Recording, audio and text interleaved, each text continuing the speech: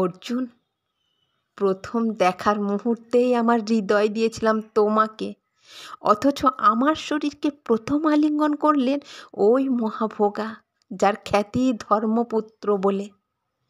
ইন্দ্রপ্রস্থের সৌধ শিখরে যখন আছড়ে পড়তো নববর্ষার জলধারা, যখন আমার কামনা ছুঁতে চাইতো তোমাকে, আমার অনুৎসুক দেহকে স্পর্শ করতো তুমি না, অন্য কেউ, যে আমার স্বামী। বসন্ত রজনীতে কিংসুকের প্রমত্ত উল্লাস মুহূর্তে তোমার সকল দেহকে টেনে নিত, আমাকে নয়, অন্য কোনো যুবতীকে। বারে বারে আমাকে সন্তানবতী করেছে পুরুষ, কিন্তু তারা প্রত্যেককে আমার আকাঙ্ক্ষিত নয়। কোনো প্রার্থনা নেই আমার।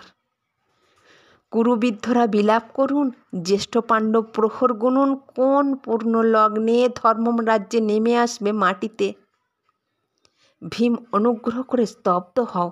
নকুল, সহদেব, বিচ্যুত হইও না অগ্রাহ্যের প্রতি অগাধ বিশ্বাসে। আর অর্জুন, অন্তঃপুরে যাও, সেখানে তোমার জন্য স্নিগ্ধ শরীর সাজিয়ে রেখেছে তোমারই কোনো প্রেয়সী। শোক নয়, লজ্জা নয়, এই রাজগৃহে দাঁড়িয়ে জানলাম প্রেম নয়, শ্রদ্ধা নয়, অধিকার নয়, নারী শুধু প্রয়োজনের।